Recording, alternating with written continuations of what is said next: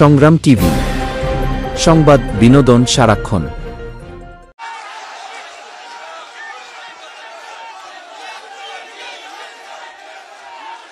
বিসমিল্লাহির রহমানির রহিম। স্লোগান বন্ধ, স্লোগান বন্ধ, স্লোগান বন্ধ। বিসমিল্লাহির রহমানির রহিম। এই যে একটা বন্ধ, একটা আওয়াজ বন্ধ করো, বন্ধ করো, বন্ধ করো। আমার আজকে তামিমকে এখানে দেখে বলতে ইচ্ছা হচ্ছে, চট্টগ্রামের তরুণ সমাজ ছক্কা মেরে দিয়েছে।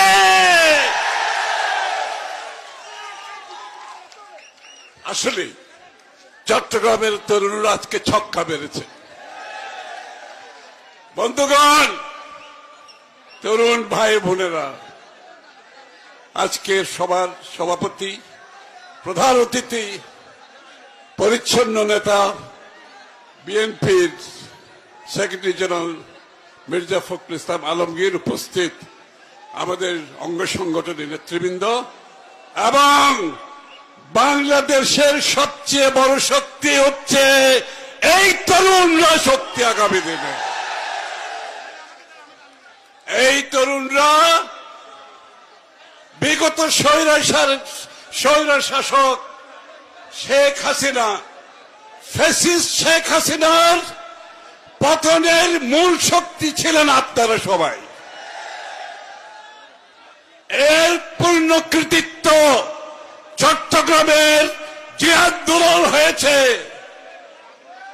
আকরামের অবদানের মাধ্যমে, তার জীবনদানের মাধ্যমে, তার নেতৃত্বে আপনারা যা উপস্থিত হয়েছেন, আপনাদের নেতৃত্বে চট্টগ্রামে সেদিন আন্দোলন হয়েছিল।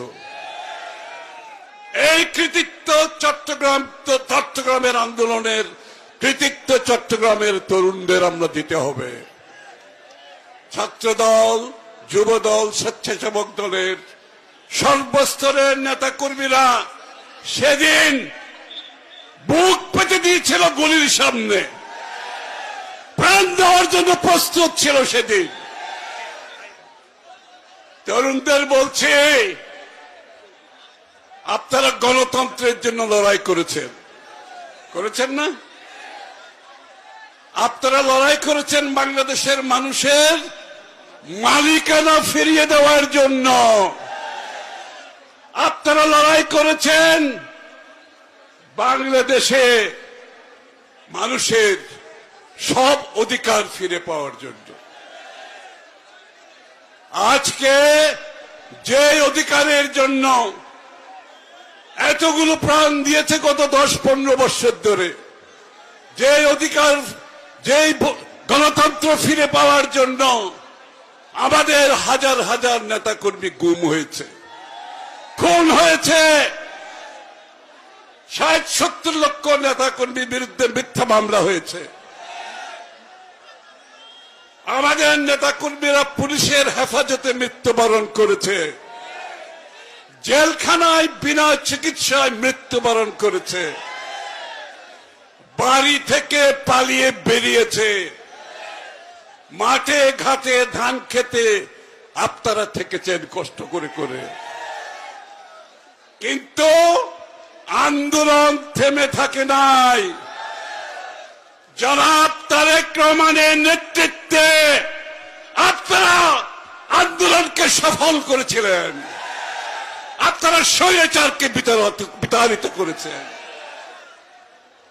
আজকে আমাদেরকে প্রস্তুত থাকতে হবে, যার জন্য আমরা সবাই এত ত্যাগ স্বীকার করেছি, গণতন্ত্রের জন্য, বাংলাদেশের মানুষের মালিকানা ফিরিয়ে দেওয়ার জন্য। সেই গণতন্ত্র যাতে কারো হাতে জিম্মি না হয়ে পড়ে। আমি কি বলছি বুঝতে পারছেন? সেই গণতন্ত্র যাতে কেউ জিম্মি করতে না পারে, এইরকম একটা লক্ষণ আমরা দেখতে পাচ্ছি। সুতরাং বাংলাদেশের মানুষকে জিম্মি করে কারো স্বার্থ, কোন গোষ্ঠীর স্বার্থ আদায় করা সম্ভব হবে না। কারো যদি কোন তাদের নিজস্ব কর্মসূচি থাকে, তাদের ভাবনা থাকে, দর্শন থাকে দেশকে নিয়ে, তাদেরকে জনগণের কাছে যেতে হবে। জনগণকে বাইরে রেখে দেশকে জিম্মি করে কারো স্বার্থ আদায় করতে দেওয়া যাবে না। যাবে যাবে যাবে না। সুতরাং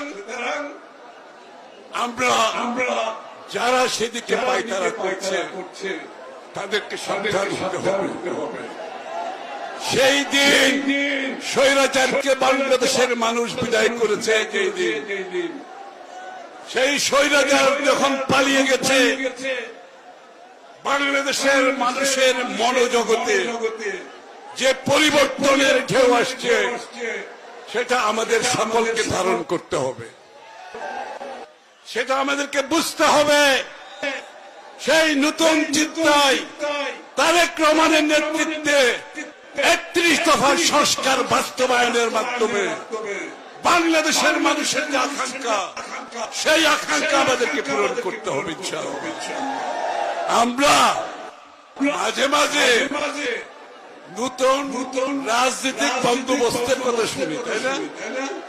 নতুন রাজনৈতিক বন্দোবস্ত, আরে নতুন রাজনৈতিক বন্দোবস্ত তো হচ্ছে ৩১ দফার মাধ্যমে ৩১ দফাকে বাস্তবায়ন করে বাংলাদেশের নতুন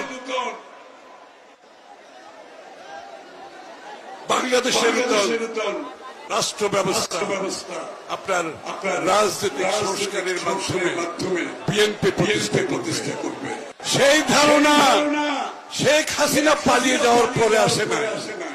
সেই বন্দোবস্তের কথা শেখ হাসিনা পালিয়ে যাওয়ার পরে আসে না। সেই বন্দোবস্তের কথা দেশনেত্রী বেগম খালেদা জিয়া ৭ বছর আগে ভীষণ ব্যক্তির মাধ্যমে জনগণের সামনে তুলে ধরেছিল। সেই বন্দোবস্তের কথা তারেক রহমান ২ বছর আগে ২৭ দফার মাধ্যমে তুলে ধরেছিল। সেই বন্দোবস্তের কথা জনাব তারেক রহমানের নেতৃত্বে আমাদের সাথে যারা রাস্তায় আন্দোলন করেছিল, যে দলগুলো, সকলকে নিয়ে ৩১ দফা বাংলাদেশের নতুন রাজনৈতিক বন্দোবস্তের কথা আমরা জনগণের সামনে তুলে ধরেছি। আমরা ৩১ দফা নিয়ে বাংলাদেশের প্রত্যন্ত অঞ্চলে গিয়েছি, বাংলাদেশের প্রতিটি জেলায় গিয়েছি। কই কোন দল তো তাদের সংস্কার প্রস্তাব নিয়ে কোথাও যেতে দেখি নাই। তাদের কোন প্রস্তাব, সংস্কার প্রস্তাব নিয়ে জনগণের সামনে তাদেরকে যেতে দেখি নাই। আমরা কেন যাচ্ছি নিয়ে জনগণের কাছে? কারণ আগামী নির্বাচনে এই ৩১ দফার ভিত্তিতে আমরা জনগণের ম্যান্ডেট চাইব, এবং বাংলাদেশের জনগণ যদি আমাদেরকে ম্যান্ডেট দেয় ৩১ দফার মাধ্যমে বাংলাদেশের সংস্কারের মাধ্যমে নতুন রাজনৈতিক বন্দোবস্ত করার জন্য আগামী দিনে তারেক রহমান সাহেব ঘোষণা দিয়েছেন, একটি জাতীয় সরকার হবে যারা আমাদের সাথে রাস্তায় প্রাণ দিয়েছে, আমাদের সাথে জেলে গেছে, আমাদের সাথে গুম হয়েছে, খুন হয়েছে, আমাদের সাথে মিথ্যা মামলার শিকার হয়েছে, সবাইকে নিয়ে একটি জাতীয় সরকার গঠিত হবে, যেই সরকার সেই ৩১ দফা সংস্কার প্রস্তাব বাস্তবায়ন করবে। এখানে গোজামিলের কোন কথা নাই, একেবারে কথা দিনের আলোর মতো পরিষ্কার, তাই না? দিনের আলোর মতো পরিষ্কার। কেউ যদি না বুঝে থাকে তাকে বুঝানো যাবে না। কেউ যদি জেগে থেকে ঘুমের ভান করে তাকে বুঝানো যাবে? ৩১ দফার মধ্যে সবকিছু বলা আছে। সুতরাং আজকে চট্টগ্রাম তরুণেরা, যে লক্ষ তরুণেরা এখানে উপস্থিত হয়েছেন, আগামী দিনের গণতন্ত্রের পথে আমরা এগিয়ে যাচ্ছি, একটি সুষ্ঠু নির্বাচনের পথে নিয়ে যাচ্ছি। বাংলাদেশে নির্বাচনের হাওয়া বইতে শুরু করেছে। এই নির্বাচন কেউ বানচাল করতে পারবে না আগামী দিনে ইনশাআল্লাহ। তারেক রহমানের নেতৃত্বে দেশীয় নেত্রী বেগম জিয়ার ভালোবাসায় আগামী দিনে 31 দফা বাস্তবায়নের জন্য যে সরকার গঠন হবে সেখানে তারেক রহমানের নেতৃত্বে সেই সরকার আমাদের সেই প্রত্যাশা পূরণ করতে সক্ষম হবে। আপনাদের সকলকে চোখ কান খোলা রাখতে হবে। গণতন্ত্রের পথ কেউ যাতে রুদ্ধ করতে না পারে, গণতন্ত্রের পথ কেউ যাতে রুদ্ধ করতে না পারে। কোন ধরনের উস্কানির মাধ্যমে আপনারা কিন্তু উস্কানিতে কোন ফাঁদে পা দেবেন না। আমরা কিন্তু শান্তিপূর্ণ ভাবে এগিয়ে যাব। তারেক রহমান সাহেবের ঘোষণা, আমাদেরকে সহনশীল হতে হবে। আমরা অপরের মতকে শ্রদ্ধা জানাবো, তাদের সাথে দ্বিমত পোষণ করেও শ্রদ্ধা জানাবো। আমরা বাংলাদেশে একটি নতুন রাজনীতি সংস্কৃতি সৃষ্টি করতে চাই। এই সংস্কৃতি হচ্ছে সকলের সাথে সহ অবস্থান, সহনশীল, সকলের প্রতি সম্মান, কিন্তু জাতীয় ঐক্য আমরা অক্ষুণ্ণ